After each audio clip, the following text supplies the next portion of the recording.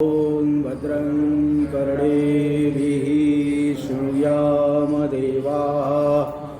भद्रं पश्येमाक्षभिर्यजत्राः स्थिरैरङ्गैस्तुष्टुवागुंसस्तनूभिर्व्यसेमदेवहितं यदायुः स्वस्ति न इन्द्रो वृद्धश्रवाः स्वस्ति नः पूषा विश्ववेदाः स्वस्ति नस्तारक्षो वरिष्ठनेमिः स्वस्ति नो बृहस्पतिर्दधातु।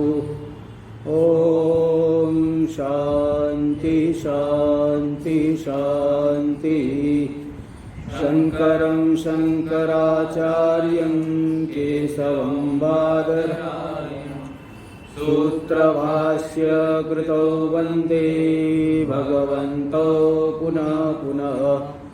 ईश्वरो गुरुरात्मेति मूर्तिभेदविभागिने व्योमवद्व्याप्तदेहाय दक्षिणामूर्तये नमः।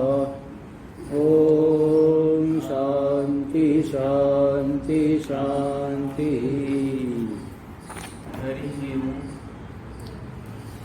तो प्रथम मंत्र में बता दिए ओम इत्येतद् अक्षरम इदम सर्वम। ओम यह अक्षर ही इदम सर्वम, सब कुछ जो दृश्यमान है सर्व सभी रूप है। तस्य व्याख्यान है, उसी की व्याख्या स्पष्ट रूप से कथन किया जाएगा। भूतं भविष्य भवद भविष्य देती, भूतकालिक वस्तु, वर्तमानकालिक वस्तु, भविष्यकालिक वस्तु, सब कुछ ओमकार ही है। क्योंकि जो अभिधेय होता है, अर्थ होता है, वाचक से अतिरिक्त नहीं होता। और जो त्रिकालातीत है वह भी ओमकार ही है। त्रिकालातीत जो वस्तु छह अनादि है तो वह भी ओमकार से अतिरिक्त नहीं है, ओमकार मात्र ही है। क्योंकि वाच्य वाचक से व्यतिरिक्त नहीं है, ये दिखा दिया गया। और द्वितीय मंत्र का आरंभ भूमिका की गई।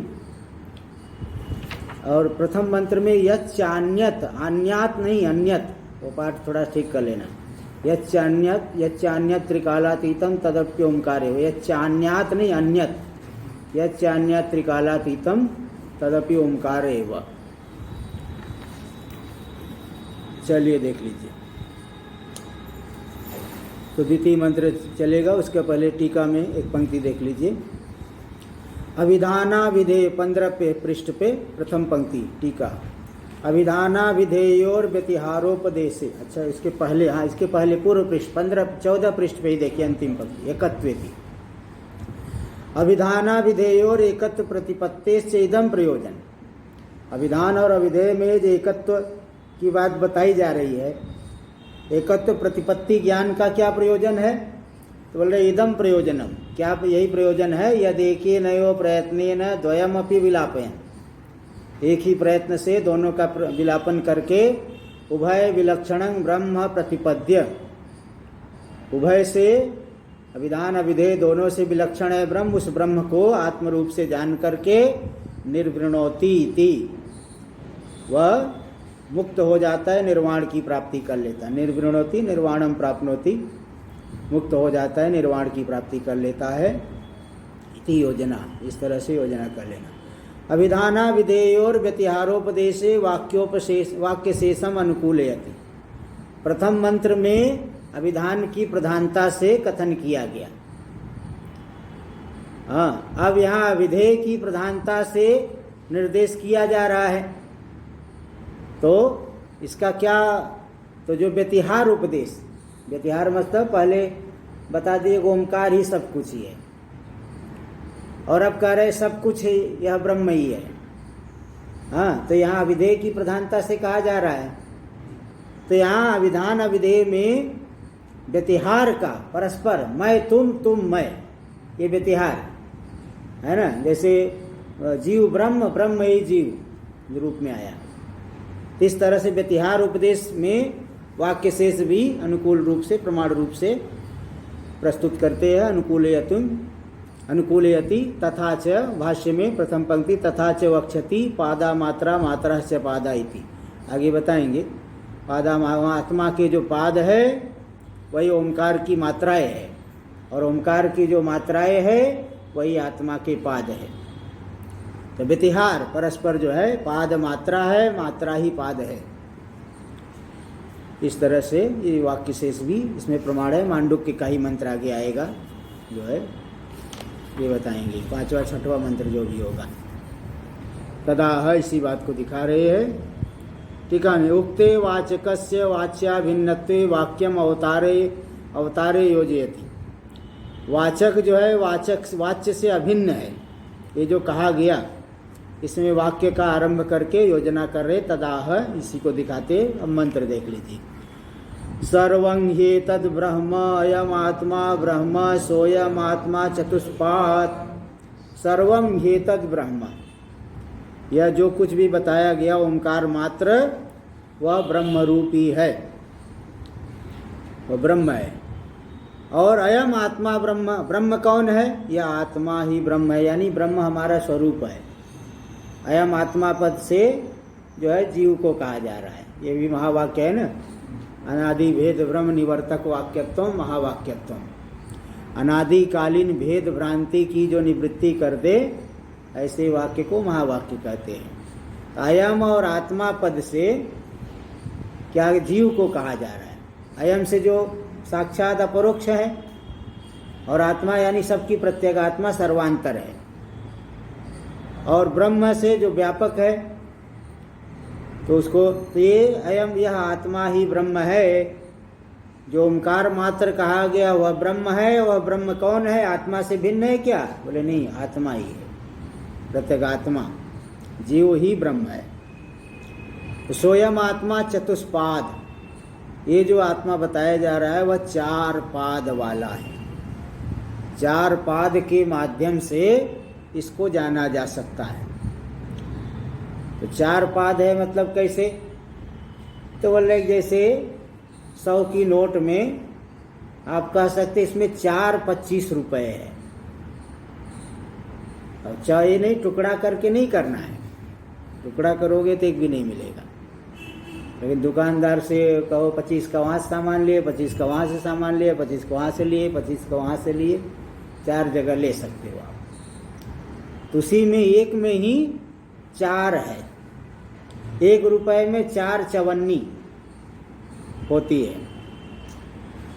तो इसी तरह से जैसे 1 रुपए में 4 चवन्नी 16 आने हो गए, 4 है ना, 4 भाग कर सकते हो, कल्पना से मन में कर सकते हो, उसको टुकड़ा नहीं करेंगे। इसी तरह से आत्मा के 4 कल्पित पाद है।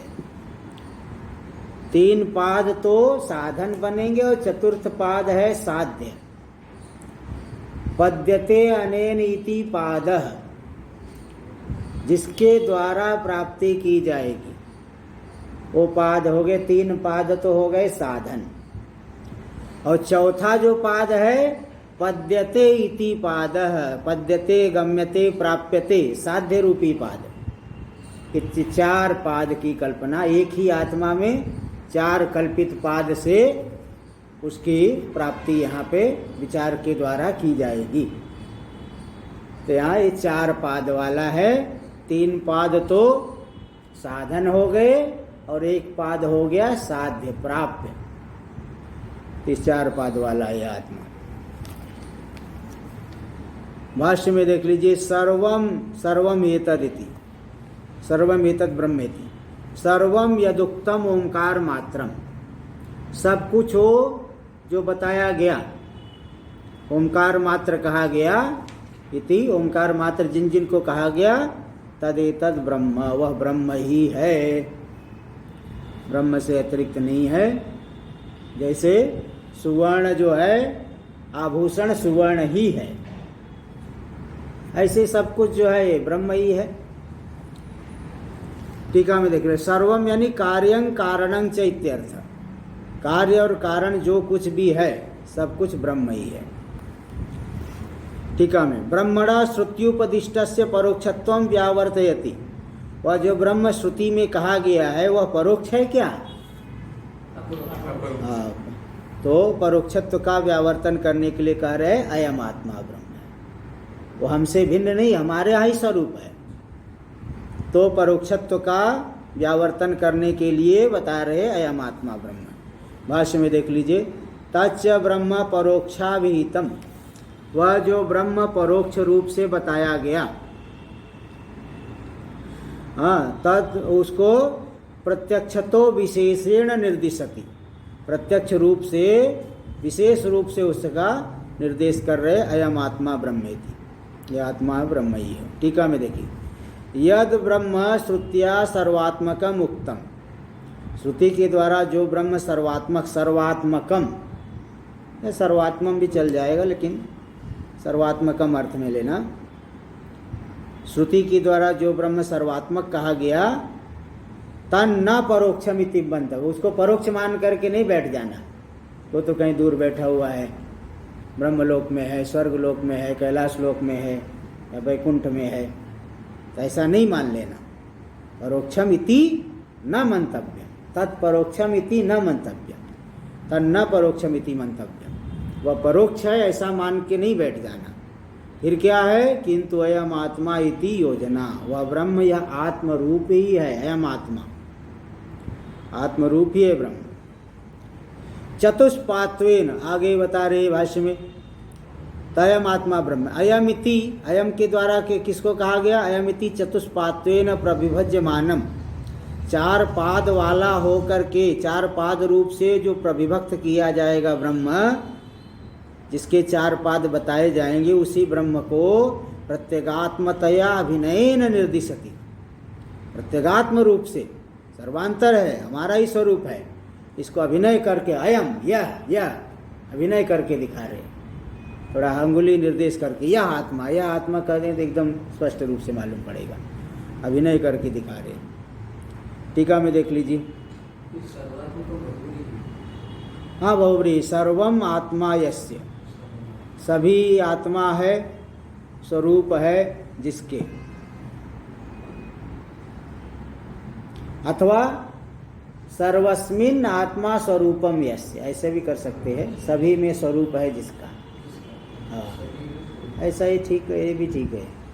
इस कोई कई आत्मा तो नहीं है, एक ही सर्वस्मिन आत्मा यस्य, सब आत्मा यानी स्वरूपम, सब में जिस ब्रह्म का स्वरूप है, अपना स्वरूप है, तो सर्वात्मकम। तो चतुष्पात्वेन प्रविभज्यमानम, चतुष्पाद क्या है, तो टीका में दे रहे, चतुष्पात्वेन यानी विश्व तेजस प्राज्ञ तुरीयत्वेन इत्यर्थ, विश्व तेजस प्राज्ञ और तुरीय रूप से जो प्रविभज्यमान है, उसी को प्रत्यगात्म रूप से अभिनय करके निर्देश कर रहे हैं। अभिनयो नाम, अभिनय क्या है, अभिनय क्या, यहाँ कोई फिल्म बना रहे हो क्या? नहीं, अभिनय का मतलब ये है, अभिनयो नाम विवक्षितार्थ प्रतिपत्त्यर्थम असाधारण शारीरो व्यापारस, शरीरो नहीं शारीरो, शरीरे भव इति शारीर, विवक्षित अर्थ को दिखाने के लिए नाटक आदि करते हैं, वो किसी कोई न कोई संदेश देते हैं, तो विवक्षित अर्थ का ज्ञान कराने के लिए जो असाधारण शरीर में होने वाला व्यापार करके दिखाएंगे। जैसे वहाँ पे बहुत दयालु होना चाहिए, तो फिल्म में दान कर रहे हैं, अन्नदान कर रहे, कृपा दवाई दे रहे हैं, कुछ कर रहे हैं, तो विवक्षित अर्थ की प्रतिपत्ति के लिए असाधारण जो शारीर व्यापार है, शरीर के द्वारा स्वयं करके दिखा रहे हैं, तो इसे अभिनय कहते हैं। तेन हस्ताग्रम हृदय मानी, देखो हाथ के आगे वाला, यह आत्मा ही ब्रह्म, यह जो मेरी अंतरात्मा वही ब्रह्म है। तो अपने हाथ को आगे हृदय की तरफ ला करके, तेन उस व्यापार अभिनय के द्वारा हस्ताग्रम हृदय देशम आनी, हस्त के अग्रभाग को हृदय देश में ला करके कथयति कर अयम आत्मा ब्रह्म, स्वयं इत्यादि वाक्यांतरम अवतारे व्याकरोति, स्वयं इत्यादि वाक्यांतर, अन्य आगे वाला वाक्य स्वयं आत्मा ब्रह्म चतुष्पाद, उस अन्य वाक्य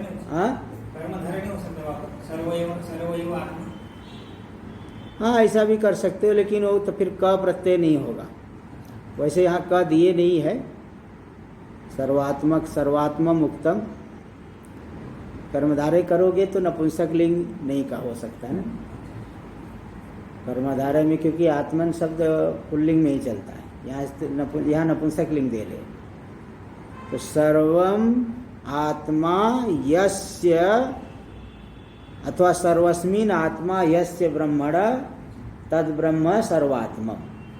बहुब्री करने पर ही नपुंसक लिंग होगा, इसलिए बहुब्री करना पड़ेगा। स्वयं इत्यादि वाक्यांतरम अवतार्य व्याकरोति। स्वयं इत्यादि अन्य वाक्य का आरंभ करके उसकी व्याख्या कर रहे हैं, स्पष्ट रूप से कथन कर रहे हैं। ओंकारेति भाष्य में देखिए, स्वयं ओंकारा विधेय, ओंकार का वाच्य जो यह आत्मा है, परापरत्वेन व्यवस्थित, पर और अपर रूप से व्यवस्थित है।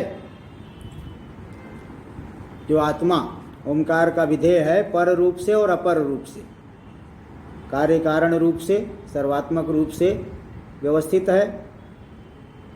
तो मतलब जीव रूप से और ब्रह्म रूप से वही है, पर रूप से और अपर, अपर यानी जीव हो गया। तो परापरत्वेन व्यवस्थित, वो जो आत्मा है चतुष्पाद, चार पाद वाला है। चार पाद क्या सावयव है क्या? बोले नहीं, सावयव नहीं, कल्पना से चार पाद।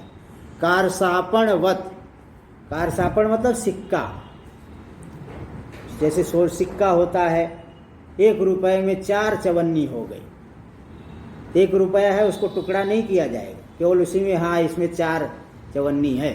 100 रुपए की नोट है भाई, 4 25 रुपए इसी में हो गया, टुकड़ा नहीं करना है, केवल मन में ही जो है एक बन जाएगा, हाँ इसमें 25 25 4 आ जाएंगे। इस तरह से कल्पित चार पाद। कारसापणवत न गौरीवत, ये नहीं गाय के जैसे 4 पैर है वैसे इसका आत्मा के ही 4 पैर निकले हुए हैं, लटक रहे हैं 4 पैर। आत्मा में ऐसे 4 पैर लटक नहीं रहे, अपनी कल्पना से 4 पाद है, 4 पाद वाला हो गया। न गौरीव, गाय के समान 4 पाद नहीं समझना। कारसापण जैसे एक सिक्के में 4 चवन्नी हो जाती है, ये 100 की नोट में 4 बार 25 रुपए आ गया है, इसी तरह से कल्पित 4 पाद वाला है आत्मा। टीका में देख लीजिए, सर्वाधिष्ठानतया व परापर रूप से व्यवस्थित है। सर्वाधिष्ठानतया परोक्ष रूपेण परत्वम, सर्वाधिष्ठान जो है, सर्वाधिष्ठान होने से परोक्ष रूप से जो पर है, और प्रत्यक रूपेण च अपरत्वम, प्रत्यक रूप से वही अपर भी है। तेन कार्य कारण रूपेण सर्वात्मना व्यवस्थित सनात्मा, वह जो आत्मा है कार्य कारण रूप से सर्वात्मना, सर्वात्मक रूप से व्यवस्थित है। तो व्यवस्थित सन आत्मा, सर्वात्मा रूप से व्यवस्थित होकर के वही जो आत्मा हमारी आत्मा है। तो जो ऐसी आत्मा सर्वात्म रूप से व्यवस्थित है, तो प्रतिपत्ति सौकर्यार्थम, प्रतिपत्ति ज्ञान की सरलता के लिए 4 पाद की कल्पना की जा रही। ज्ञान कराने के लिए 4 पाद की कल्पना की गई है। जैसे अध्यारोपापवाद न्याय है, आरोप करके निषेध करते हैं तो ज्ञान हो जाता है। इसी तरह से यहाँ 3 पाद कल्पना करके इनकी अपेक्षा से चौथा पाद बताया जाएगा। तो इस तरह से चतुष्पाद की कल्पना की जा रही है। तत्र दृष्टान्तम, इसमें दृष्टांत दे रहे कारसापण, कारसापण सिक्का, सिक्के के समान। देश विशेष से कारसापण शब्द 16 पड़ा नाम संज्ञा। देश विशेष में कारसापण पद 16 आना, 16 1 रुपए में 16 आना हो जाते हैं ना। पहले तो महंगाई बहुत कम थी तो 1 रुपए में ही कई आ जाते थे। हम लोग जो है 1 रुपए में 20 चॉकलेट खाए हुए हैं। आजकल नहीं, आजकल तो 1 रुपए में 1 ही मिलेगा। उस समय जो है 1 रुपए में 20 चॉकलेट 5 पैसे का एक आ जाता था। 1 रुपए में चवन्नी चलती थी, 10 पैसा, 5 पैसा भी चलता था। तो ये जो है, ये तो 95 के बाद में धीरे धीरे ख़त्म हुआ। 95 से पहले 5 पैसा, 1 रुपए, 5 10 पैसा, 20 पैसा, 15 पैसा नहीं था, 5 पैसा था, 10 पैसा, 20 पैसा, 25 पैसा, फिर 50 पैसा, फिर 1 रुपये, ये सब चलते थे। 1 रुपये में 20 चॉकलेट आते थे। तो 20 चॉकलेट आते, 1 पैसा उस समय, और 1 पैसे भी चलता होगा। हाँ, तो धीरे धीरे अभी ख़त्म होते जा रहा है ना। अब तो 20 पैसा 50 पैसा भी नहीं चलेगा, तो सीधे 1 रुपये, 1 रुपये ही चलेगा। तो एक कारसापण मतलब 1 रुपये, जो कि 16 आने, देखो दे रहे ना, देश विशेषे कारसापण शब्द 16 पणा नाम संज्ञा। 16 पण, 16 आना, 16 आने को कारसापण यानी 1 रुपये समझ लो, जिसको आजकल 1 रुपये, पहले सोने की मुहरें होती थी, तो 16 आना उसी हो जाता, तो वहाँ का उसका आना जो है बहुत कीमती होता था। तत्र यथा व्यवहार प्राचुर्याय पाद कल्पना क्रियते तथा इहापि, उसी 1 रुपये में व्यवहार की प्रचुरता के लिए जैसे 4 पाद, यानी 1 रुपये में 4 चवन्नी की कल्पना हो जाएगी। 25 पैसे 4 बार आ जाएंगे। तो व्यवहार की प्रचुरता के लिए बोले 4 चवन्नी दो, तो 4 चवन्नी की जगह 1 रुपये दे दिया। 4 लोगों का किराया देना है 25 पैसे, तो 1 रुपये निकाल के दे दिया,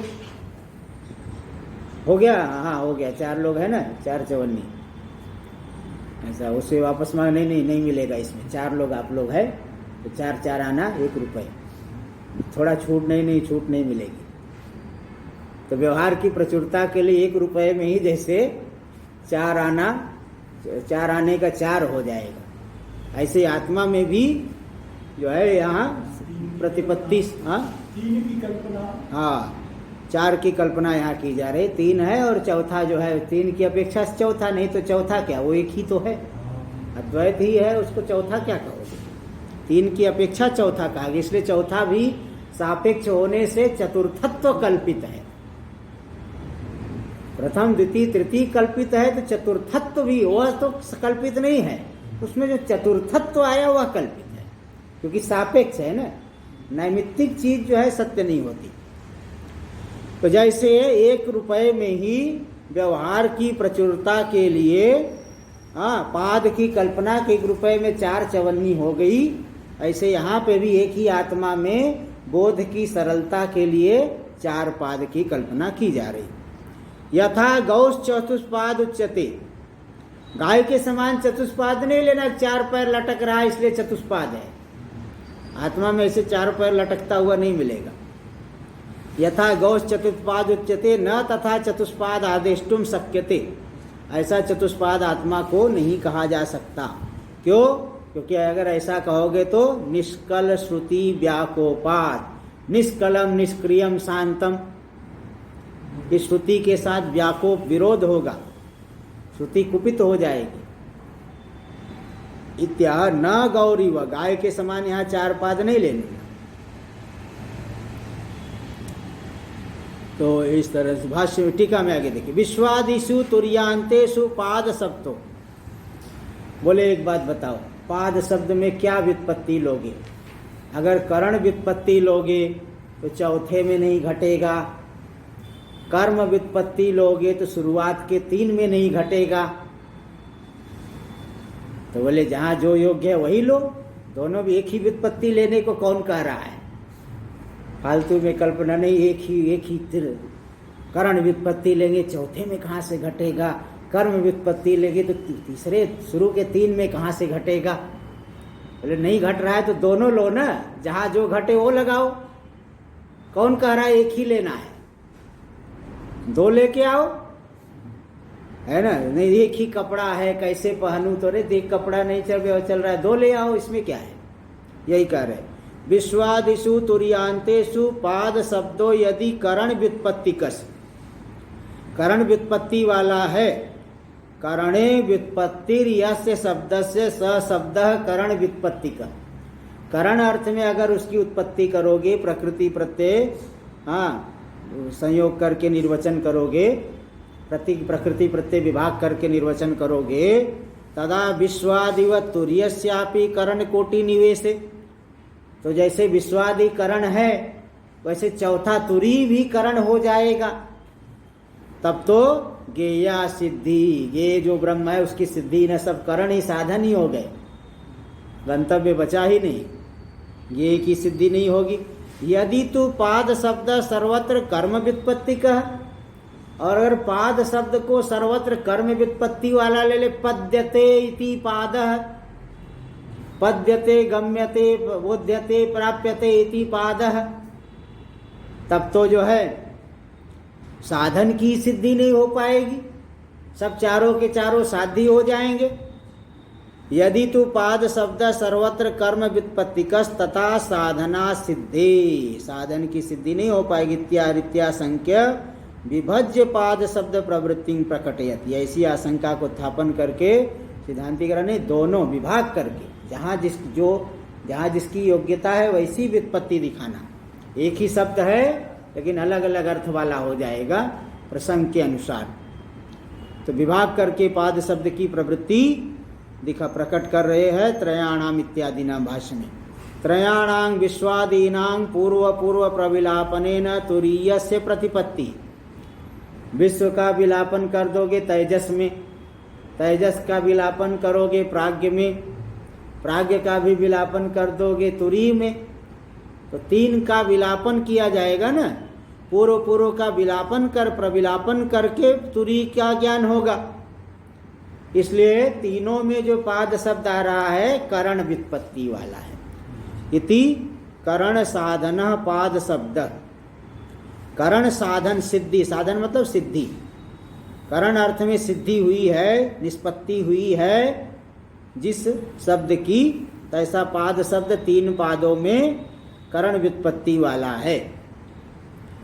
और तुरीयस्य, और तुरी में कर्म व्युत्पत्ति लेना।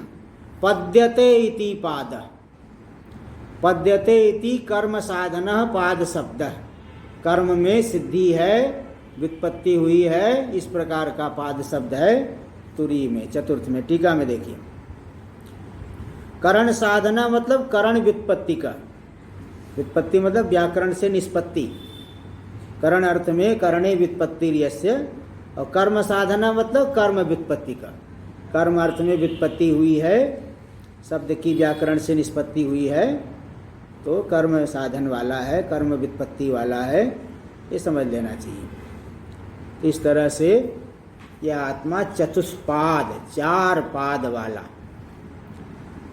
चार कल्पित, तीन की अपेक्षा से चौथे को भी कल्पित कर दिया। चतुर्थत्व, चौथा तो वास्तविक है, लेकिन उसमें जो चतुर्थत्व आ रहा है ना, वो तीन को लेकर के चौथा, तीन नहीं रहने पर चौथा नहीं कहा जाएगा। तो माया की तीन अवस्थाओं को लेकर के चौथी अवस्था जैसे कही जाती है, तो अवस्था वो तो ठीक है, मुक्ति वाली अवस्था सत्य है, लेकिन तीन की अपेक्षा जो चतुर्थत्व कहा जा रहा है वह भी मिथ्या ही है सापेक्ष होने से, और स्वरूप तो सदा ही सत्य है, स्वरूप तो तीनों अवस्थाओं में अनुगत है। तो अच्छा, तो कैसे चतुष्पाद है, एक एक पाद बताना शुरू करो, तब बता रहे हैं टीका में। आत्मनो निरवयवस्य पादद्वयमपि नोपपद्यति पाद चतुष्टयम तो दूरोत्सारितम, ले आत्मा तो निरवय है, उसमें दो पैर ही नहीं बनेगा, चार पैर तो बहुत दूर की बात हो गई। जिसमें दो पैर ही नहीं तो चार पैर कहाँ से ला दिया आपने, चार पैर नहीं हो सकता है। पाद चतुष्टयम तो दूरोत्सारितम, बोले संभावना पथ में ही नहीं आ रहा है, दूरोत्सारितम संभावना पथातीतम, संभावना के मार्ग से भी बहुत दूर हो गया। पाद चतुष्टय तो हो ही नहीं सकता। इति संकते कथम, भाष्य में कथम चतुष्पात्वम इत्याह, आत्मा चार पाद वाला कैसे है, इसको बता रहे हैं मंत्र नंबर 3। जागरित स्थानो बहिष्प्रज्ञ सप्तांग 19 मुखः स्थूल भुक् वैश्वानरः प्रथम पादः। जागरित स्थानो, जो जागरितम स्थानम यस्य, जागृत अवस्था ही स्थान है जिसका, स्थान है मतलब अभिमान का विषय भूत है, जागृत अवस्था में जो अभिमान करने वाला है। स्थान होना मतलब अभिमान कर लेना। जैसे कोई आप ट्रेन में जा रहे हो, रिजर्वेशन करा लिए हो, आप गए उस सीट पे, सीट नंबर 37 गए, देखे तो वहाँ एक आदमी बैठा हुआ है। तुरंत वही, भाई साहब मेरी सीट है, ये मेरी सीट है। अच्छा अच्छा, कोई बात नहीं, मेरा उधर है, मैं भी बैठा था केवल, कोई आप बैठिए, आपकी है तो आप बैठिए ना। तो फिर वो चले गया। अब जो है 5-6 घंटे बाद आपका, अथवा 10-12 घंटे बाद आपका गंतव्य आ गया, तो क्या सीट उखाड़ के ले जाओगे? आपकी सीट है तो सीट उखाड़ोगे तो जेल में पहुंच जाओगे। सीट उखाड़ना नहीं, केवल उतने समय के लिए अभिमान कर लिया, यह मेरा है करके अभिमान कर लिया, क्योंकि उसके लिए पैसा खर्च किया है उतने समय के लिए। तो इसी तरह से यहां भी स्थान का मतलब क्या? अभिमान का जो विषय है, ये मेरी जगह है, मेरी अवस्था है, मेरा प्रपंच है, अपने से जोड़ करके देख रहा है। जो जितनी जगह दृष्टि जमा के रखता है उतनी जगह उसका अभिमान है। अब जैसे कोई कोई महात्मा है, वो आश्रम के बाहर ही नहीं जाते, कहीं कहीं ऐसे भी होते हैं। एक जो है साधना सदन के स्वामी जी थे, बड़े ही निष्ठावान ब्रह्मचारी अंबिकानंद जी। 115 साल में उनका शरीर छूटा था, अभी 4-5 साल पहले की बात है। तो वो केवल वो आश्रम में ही रहते थे, कहीं नहीं जाना, कहीं नहीं कुछ, बस ज़्यादा से ज़्यादा आश्रम अपने कमरे से, उसी आश्रम में ही सामने ही मंदिर था, मंदिर में जाते थे, बस कमरे में, बस कहीं नहीं जाते थे, कहीं बाहर निकलते ही नहीं थे। वो बताते थे मेरे दिमाग में केवल यही घूमता रहता है, मंदिर और ये, बस और कुछ नहीं, बाहर की दुनिया से कोई लेना देना ही नहीं। जहाँ तक दृष्टि जमा के रखोगे वहाँ तक अभिमान रहेगा, जुड़ेगा संबंध। ऐसे जो जागृत का अभिमानी है, जागृत के प्रपंच में दृष्टि जमा रखा है, उसके अभिमान का विषय जागृत अवस्था है, इसलिए उसका नाम पड़ गया जागृत स्थान वाला। जागरितम स्थानम यस्य, यस्य प्रथम पादस्य अथवा वैश्वानरस्य, वैश्वानर ले लो, अभिमानी को ले लो। जागरितम स्थानम यस्य वैश्वानरस्य स वैश्वानरः जागरित स्थानः। जागृत अवस्था में अभिमान है जिसका प्रकट होने का स्थान है। जैसे अग्नि प्रकट होती है काष्ठ के माध्यम से। कौन सी लकड़ी, कौन सी अग्नि? काष्ठ वाली अग्नि। कौन सी अग्नि? गैस वाली अग्नि, कोयले वाली अग्नि, कई प्रकार से कहा जा सकता है। तो मतलब वह उसकी अभिव्यक्ति का स्थान है। तो जागृत है प्रकट होने का स्थान जिस चैतन्य का, वैश्वानर वाले का। व्यष्टि में लो तो विश्व हो गया, समष्टि में वैश्वानर। व्यष्टि समष्टि का भेद करके चारों जगह बताएंगे, इसलिए वैश्वानर शब्द से कह रहे। तो जो जागृत स्थान वाला है, बहिष्प्रज्ञ, बहिर्विषयेषु प्रज्ञा यस्य, स बहिष्प्रज्ञ, बाहर विषयों में प्रज्ञा है जिसकी, हाँ, प्रज्ञा अविद्याकृत व्यवहार है जिसका, है ना। रोटी खाना पड़ेगा, बाह्य विषय की जरूरत है यहाँ पे। तो बाह्य विषयों में प्रतिभाषित हो रही है प्रज्ञा जिसकी, वह बहिष्प्रज्ञ हो गया। बाह्य विषयों को प्रकाशित कर रहा है, उससे जुड़ी हुई प्रज्ञा है जिसकी, तो बहिष्प्रज्ञ हो गया। सप्तांग, 7 अंग वाला है।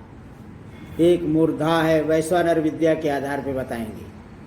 मूर्धा वैसा, वो द्युलोक उसकी मूर्धा है, समष्टि आदित्य उसकी चक्षु है, समष्टि वायु जिसका प्राण है, आकाश ही जिसके शरीर का मध्य भाग है, और जितने भी जल के जो तालाब, नदी आदि, समुद्र आदि सब उसका मूत्र स्थान है। पृथ्वी उसका पाद है, हाँ। आहवनी अग्नि जिसका मुख है। हो गए ना 7? मूर्धा हो गए, चक्षु हो गया, शरीर, हाँ, प्राण हो गया, शरीर का मध्य भाग हो गया, बस्ती मूत्र स्थान, और पृथ्वी पाद हो गई, और आहोनी अग्नि उसका मुख हो गया। ये 7 अंग वाला है, सप्तांग।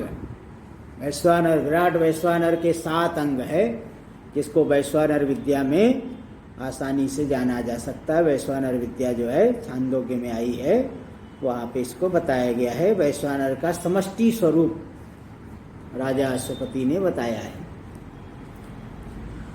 तो सप्तांग वाला 19 मुख है, 19 मुख वाले, अभिव्यक्ति स्थान वाले, हाँ, ग्रहण करने वाले 19 मुखों के द्वारा जो व्यवहार कर रहा है। जैसे एक मुख से हम लोग खाते हैं ना, ऐसे ज्ञानेन्द्रिय कर्मेंद्रिय से विषय को ग्रहण करना भी खाना ही है। पंच ज्ञानेन्द्रिय, पंच कर्मेंद्रिय, पंच प्राण, मन बुद्धि चित्त अहंकार, ये 19 है मुख उपलब्धि के साधन जिसके।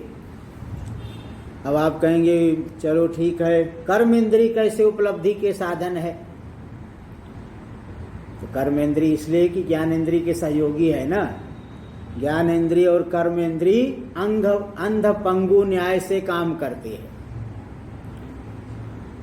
ज्ञानेन्द्रिया जो है पंगु है, चल नहीं सकती। भोजन की घंटी लगेगी तो क्या कमरे में बैठे बैठे रसनेन्द्रिय काम करेगी? पैर से जाना पड़ेगा जहाँ पे भोजन मिल रहा है, हाथ से उठा के खाना पड़ेगा। तो ज्ञान इंद्रिया देख सकती है लेकिन चल नहीं सकती, और कर्म इंद्रिया पंगु है, चल सकती है लेकिन देख नहीं सकती। अब अगर पंगु जो है अंधे के कंधे पे सवार हो जाए, बाएं चल दाहिने चल, ये सामने चल, सामने पेड़ है सामने गड्ढा है इधर चल, लेफ्ट ले राइट ले, तो जो है जैसे वह पंगु व्यक्ति अंधे के कंधे पे बैठ करके अंधे को गंतव्य तक पहुंचा देगा। और अंधा जो है पैर से चल रहा है, पंगु देख रहा है ऊपर बैठ करके, दोनों मिल करके जैसे एक निश्चित गंतव्य तक पहुंच जाते हैं। ऐसे ही ज्ञान इंद्रिय और कर्म इंद्रिय मिल करके काम करते हैं। तो पंच कर्म इंद्रिय, पंच ज्ञान इंद्रिय, और बिना प्राण के तो होगा नहीं। इन 4 को भी ले लो, 5 को इनको भी ले लो, और मन बुद्धि चित्त अहंकार को छोड़ोगे तो कैसे काम चलेगा? उन 4 को भी जोड़ लोगे तो 19 है उपलब्धि के साधन। येन केन प्रकारेण उपलब्धि के लिए ये सभी के सभी साधन बनेंगे। तो इसलिए 19 मुख, 19 मुख उपलब्धि के द्वार है जिसके। ऐसा स्थूल भुक, स्थूल विषयों स्थूल शब्दादि का भोग करने वाला, स्थूलान शब्दादीन भुंगते सस्थूल भुक, स्थूल शब्दादि विषयों का भोग करने वाला ऐसा जो वैश्वानर नाम का चैतन्य है, समष्टि व्यष्टि को एक करके यहाँ दे रहे, वह वैश्वानर नाम का चैतन्य प्रथमः पादः, प्रथम पाद है। वही प्रथम पाद हो गया, आत्मा के प्रथम पाद हो गया। इसमें सब मिला करके दे दिया गया है। तो ये देखिए, कथम चतुष्पात्वम इत्याह जागरित स्थानम, जागरितम स्थानम अस्येति जागरित स्थानः।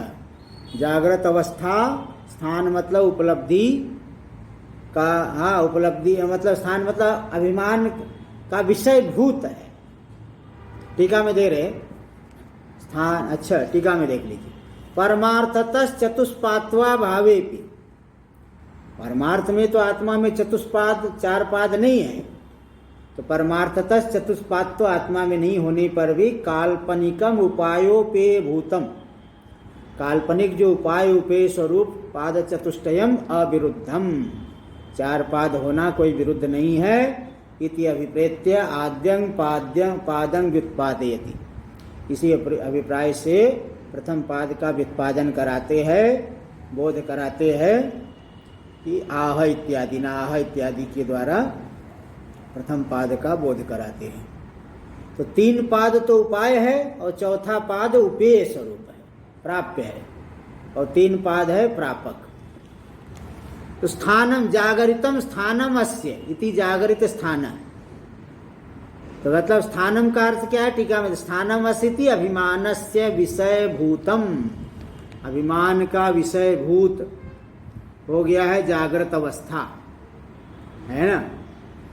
जैसे अलग अलग अभिमान, पहले जो है बालक थे, फिर बड़े हो गए, पिता बन गए, दादा बन गए, संन्यास ले लिए, अभिमान बदल रहा है। संन्यास लेने पे थोड़ी कहेंगे मेरे नाती पोते हैं ऐसे वैसे, सब छोड़ दिए तो संन्यास ले लिए। दादा बन गए थे, मेरे पिता पुत्र का पुत्र है, वो नाती और उसमें अभिमान कर लिए। विवाह कर लिए, पत्नी के साथ संबंध अभिमान जुड़ गया। घर ले लिए, घर के साथ अभिमान जुड़ गया। ये अभिमान बदलते रहता है। तो इसी तरह से जागृत अवस्था में तो जागृत में अभिमान कर रहे हैं, स्वप्नावस्था में चले गए तो इसको छोड़ के बिल्कुल वहां पे कोई संबंध वहां देखो नहीं जागृत के विषय से रहता। आगे देखिए बहिष्प्रज्ञा भाष्य में स्वात्म व्यतिरिक्त विषय प्रज्ञा यस्य। स्वात्म से व्यतिरिक्त विषयों में, नाना प्रकार के भोजन आदि में, ये तो रस में आ गया, सुंदर सुंदर शब्द सुनने में, अच्छे अच्छे स्पर्श को ग्रहण करने में जिसकी बुद्धि लगी हुई है। 5 शब्द स्पर्श रूप रस गंध, ये 5 स्थूल विषयों में जिसकी प्रज्ञा जाती है वह हो गया बहिष्प्रज्ञा। बहिर्विषयायो प्रज्ञा अविद्या कृताओ भासते। यद्यपि प्रज्ञा तो चैतन्य स्वरूप है, लेकिन बाह्य अविद्याकृत, अविद्या से जो है बाह्य विषयों में जिसकी प्रज्ञा मालूम पड़ती है। टीका में देखिए चैतन्य लक्षणा, चलो इसको आगे कल करेंगे। ओम भद्रं कर्णेभिः शृणुयाम देवाः, भद्रं पश्येमाक्षभिर्यजत्राः, स्थिरैरङ्गैस्तुष्टुवागुंशस्तनूभिर्व्यसेम देवहितं यदायुः। स्वस्ति न इन्द्रो वृद्धश्रवाः, स्वस्ति नः पूषा विश्ववेदाः, स्वस्ति नस्तार्क्ष्यो अरिष्टनेमिः, स्वस्ति नो बृहस्पतिर्दधातु। ओम शांति शांति शांति। शंकरं शंकराचार्यं केशवं बादरायणं सूत्रभाष्य कृतौ वंदे भगवन्तौ पुनः पुनः। ईश्वरो गुरुरात्मेति मूर्तिभेद व्योमवद्व्याप्तदेहाय दक्षिणामूर्तये नमः। ओम शांति शांति शांति।